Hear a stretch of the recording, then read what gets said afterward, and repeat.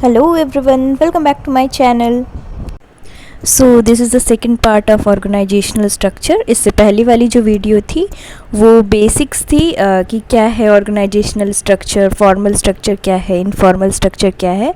इस वाले वीडियो में हम लोग टाइप्स डिस्कस करेंगे. So let's begin.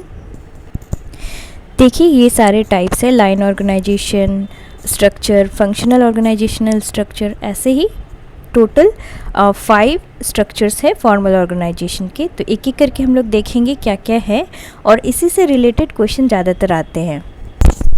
So first is line organisation. Line organisation क्या है? तो ये सबसे सिंपलेस्ट फॉर्म है ऑर्गेनाइजेशनल स्ट्रक्चर का.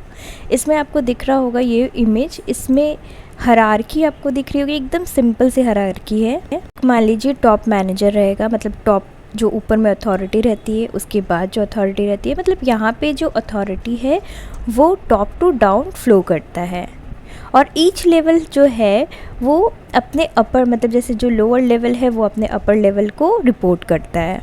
फॉर एग्ज़ाम्पल जैसे एक कंपनी में जो एम्प्लॉय है वो किसको रिपोर्ट करता है? वो करता है मैनेजर को, जो उसके डिपार्टमेंटल मैनेजर होगा. अब डिपार्टमेंटल मैनेजर है जो सीनियर मैनेजर होगा उसको करेगा. देन ओवरऑल जो बोर्ड ऑफ डायरेक्टर्स रहेंगे वो उनको फिर रिपोर्ट करेगा. फिर बोर्ड ऑफ डायरेक्टर किनको रिपोर्ट करेंगे? वो करेंगे इक्विटी शेयर होल्डर्स को. तो इसी तरह से एक मतलब नॉर्मल से जो हायरार्की है वो रिपोर्टिंग की चलती है. सबसे सिंपलेस्ट ये स्ट्रक्चर है. अब एडवांटेजेस देखते हैं. सबसे सिंपल है तो इसमें इकोनॉमिकल भी होगा और इफेक्टिव भी होगा, इम्प्लीमेंट करने में इजी पड़ेगा. देन क्लियर अथॉरिटी रहती है कि सबको पता है किसको किसको रिपोर्ट करना है. एक रिस्पॉन्सिबल जो रहेगा वो उसके ऊपर वाले मैनेजर को रिपोर्ट करेगा. इस हिसाब से एकदम क्लियर अथॉरिटी रहती है. अब क्योंकि सब चीज़ क्लियर है कि कौन किसको रिपोर्ट करेगा, कौन रिस्पॉन्सिबल है, तो यहाँ पे हो जाता है ईजी डिसीजन मेकिंग भी हो जाता है, क्योंकि सबको सब चीज़ पता रहता है. और क्विकली डिसीजन मेकिंग भी हो जाता है क्योंकि अथॉरिटी जो है सेंट्रलाइज्ड रहती है. उसके बाद है स्ट्रॉन्ग डिसिप्लिन. क्योंकि चेन ऑफ कमांड यहाँ पे क्लियर है तो स्ट्रॉन्ग डिसिप्लिन और कंट्रोल एकदम रहता है.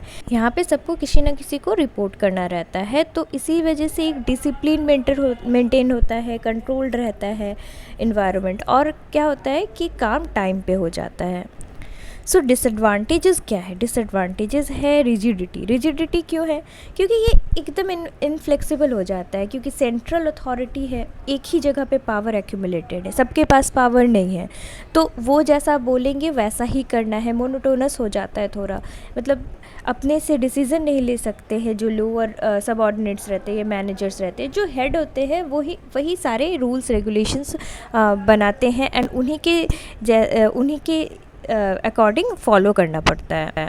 डिक्टोरियल बिहेवियर हो गया क्योंकि उसी से रिलेटेड है. मतलब अगर सेंट्रलाइज्ड पावर है, एक ही इंसान के पास ऊपर में जो है हेड है उनके पास पावर है, तो वही सब चीज़ कंट्रोल करेंगे. अब वही कंट्रोल करेंगे तो क्या हो गया? एक डिक्टेटरशिप जैसा हो गया. अब वो हाँ बोले तो हाँ, वो ना बोले तो ना.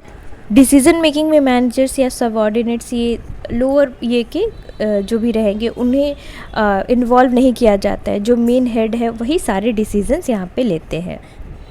इसी वजह से इनोवेशन भी लिमिटेड हो जाता है. क्यों? तो एम्प्लॉयज़ को अपॉर्चुनिटी ही नहीं मिलता है कि वो कुछ डिसीज़न मेकिंग में साथ दे सके या कुछ एडवाइस दे सके. तो क्या हो जाता है यहाँ पे, अगर एक पर्सन की इनोवेशन रहे तो वो ज़्यादा इनोवेटिव नहीं हो पाता है. जबकि अगर 10% का कुछ आइडिया रहे, 10% 10 आइडियाज़ दे रहे हैं, तो अलग अलग चीज़ ट्राई कर सकते हैं, अलग अलग इनोवेशन हो सकता है. बट यहाँ पे वो स्कोप नहीं रहता है.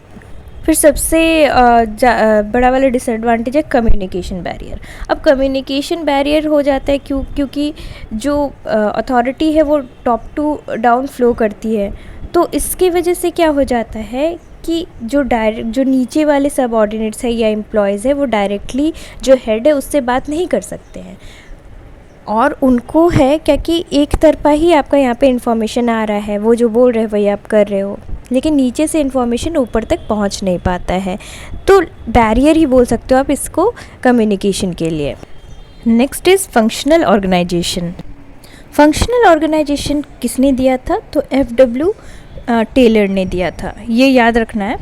एंड इसमें क्या होता है ना कि एम्प्लॉयज़ को जो है डिपार्टमेंट अलग अलग डिपार्टमेंट दिए जाते हैं स्पेशलाइज स्किल के हिसाब से, एक्सपर्टीज़ के हिसाब से। अब मान लीजिए कोई फाइनेंस में अच्छा है या उसकी डिग्री फाइनेंस में है या मार्केटिंग में है, तो फाइनेंस की अलग डिपार्टमेंट होगी, मार्केटिंग की अलग डिपार्टमेंट होगी, प्रोडक्शन की अलग होगी, ह्यूमन रिसोर्स की अलग होगी। इस तरह से जिस ये में एक्सपर्टीज़ है एम्प्लॉय की, उस डिपार्टमेंट में उसको कैटेगराइज्ड किया जाता है एंड डिपेंड ऑन डैट वो फंक्शन करते हैं। फंक्शन नाम से आपको पता चल जाना चाहिए कि फंक्शन के हिसाब से जिस चीज़ में उनकी एक्सपर्टीज़ है उस हिसाब से उनको डिपार्टमेंट्स में दे दिया जाता है काम।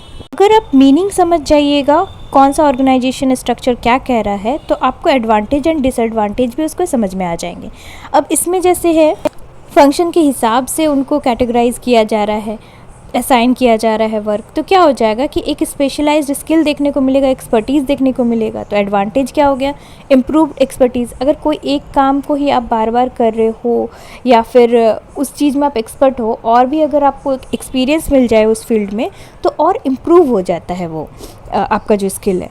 तो इसीलिए यहाँ पे इम्प्रूव्ड एक्सपर्टीज़ उसका फर्स्ट एडवांटेज हो गया।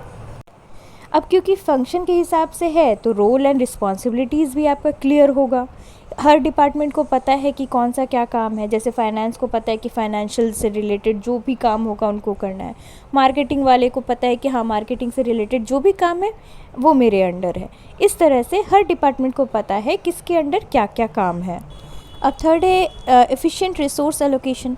अब रिसोर्सेज जिस हिसाब से जिस डिपार्टमेंट को जो रिसोर्सेज चाहिए उस हिसाब से उनको दिया जाएगा, तो यहाँ पे ऑप्टिमम यूटिलाइजेशन भी होगा और एफिशिएंटली आपका रिसोर्स एलोकेट होगा, तो अच्छे से ऑर्गेनाइजेशन वर्क भी करेगा।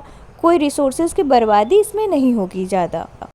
कम्युनिकेशन ईजी हो जाता है विद इन द डिपार्टमेंट, क्योंकि यहाँ पे अगर मान लीजिए 10 लोग काम करें एंड 10 लोग फाइनेंस से ही रिलेटेड है, तो बातचीत करना इजी हो जाता है। वो आपके टर्म्स को समझेंगे, आप जो बताना चाह रहे हो वो समझेंगे। अगर यही मान लीजिए 10 लोग में से कुछ अलग अलग डिपार्टमेंट अलग अलग फील्ड से रहे, तो आपको क्या हो जाएगा, वो एक अंडरस्टैंडिंग आपको देखने को नहीं मिलेगा। जब हम लोग का सेम अंडरस्टैंडिंग होता है, सेम कॉन्सेप्ट या कह सकते हो सेम फील्ड से आप जब बिलोंग करते हो, तो ईजी कम्युनिकेशन हो जाता है।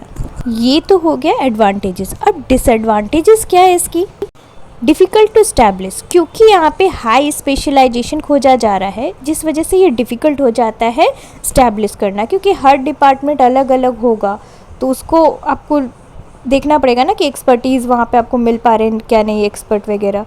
इस वजह से ये इस्टेब्लिश करना डिफ़िकल्ट है। विद इन द डिपार्टमेंट तो कम्युनिकेशन सही रहती है, लेकिन यहाँ पे क्या हो जाता है कि अलग अलग डिपार्टमेंट है तो डिपार्टमेंट आइसोलेटेड हो जाते हैं, क्योंकि यहाँ पे क्या हो जाता है, लैक ऑफ कम्युनिकेशन हो जाता है डिफरेंट डिपार्टमेंट्स के अंदर में। विद इन द डिपार्टमेंट ठीक रहता है, लेकिन इंटर डिपार्टमेंट अगर बात किया जाए तो उसमें थोड़ी सी प्रॉब्लम होने लगती है और यहाँ पे कोलैबोरेशन की कमी होने लग जाती है। अब मान लीजिए कोई डिसीज़न लेना है, उसमें भी डिले होगा, क्योंकि हर एक डिपार्टमेंट अलग है। हर डिपार्टमेंट का सब चीज़ पता करने के बाद ही आप कोई डिसीज़न ले सकते हो, जिस वजह से डिसीज़न जो है वो डिलेड हो जाता है। लाइन स्ट्रक्चर की तरह इसमें भी आपको रिजिडिटी मिलेगा स्ट्रक्चर में, कि एक इनफ्लेक्सिबल है, रेजिस्टेंट टू चेंज है। एक बार जो सेटअप कर दिया गया है सेटअप कर दिया गया है। अब जिस डिपार्टमेंट अलग अलग कर दिए गए हैं, तो फाइनेंस वाला सिर्फ फाइनेंस ही देखेगा, वो कोई और चीज़ के बारे में नहीं जानेगा, तो ये एक हो जाता है, रिजिड हो जाता है स्ट्रक्चर आपका।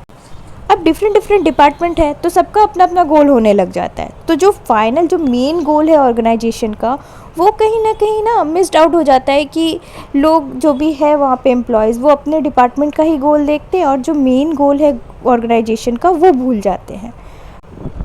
सो इस वीडियो में हम लोगों ने 2 ऑर्गेनाइजेशन स्ट्रक्चर के बारे में बात किया है।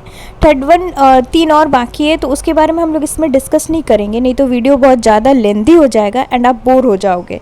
सो नेक्स्ट वाला वीडियो जो होगा पार्ट 3, उसमें हम लोग 3 और ऑर्गेनाइजेशन के बारे में बात करेंगे डिटेल में कि क्या है नहीं है।